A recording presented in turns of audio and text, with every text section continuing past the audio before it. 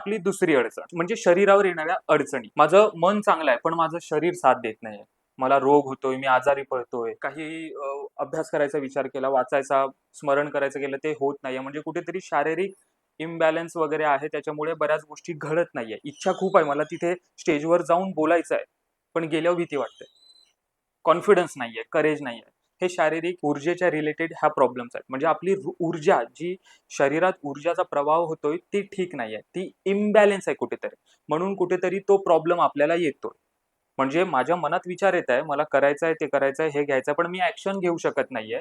माझ्या शरीरात माझ्या ऊर्जाचा प्रभाव मला ते धाडस मिळत नाहीये. मी करू शकत नाहीये. माझा हात बरोबर, पाय ज्या काही शारीरिक फिजिकल प्रॉब्लेम्स आहेत त्याच्यामुळे मी पुढे जाऊ शकत नसेल, तर हा आहे शारीरिक अडचणी.